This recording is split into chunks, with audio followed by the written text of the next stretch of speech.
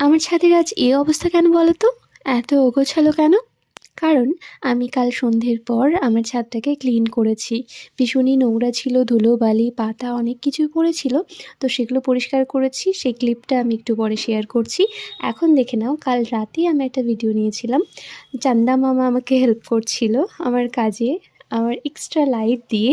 তো বেশ ভালো লাগছিল, একটু ফিল করছিলাম রাতের ওয়েদারটাকে, ঠান্ডা ঠান্ডা, আর কাজগুলো করছিলাম।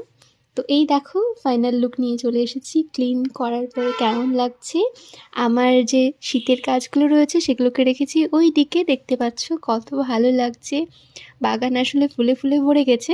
আর এই দিকটাই আমি রেখেছি মেনলি যেগুলো আমি নতুন করে চারা লাগিয়েছি, বা যেগুলো নতুন গাছ সেগুলোকে আমি এই সাইডে রেখেছি। এই যে এবার দেখে নাও, অনেক ফুলের ফলের গাছ আমার আছে। ভিডিও করতে করতে চলে আসলাম। আর এই যে এটা আমার হচ্ছে মেইন অ্যাট্রাকশন। মানে ম্যাক্সিমাম যেগুলোতে ফুল ধরে আছে সেই গাছগুলোকে সব এখানেই রেখেছি। দেখছিলাম ভালো লাগছিল, সবগুলো একসাথে রেখেছি। আর এই যে নিচে পিটুনিয়া বা আদার্স যে শীতকালের গাছ সেগুলোও রেখেছি। এবার আমার ছাদ বাগান দেখানো শেষ।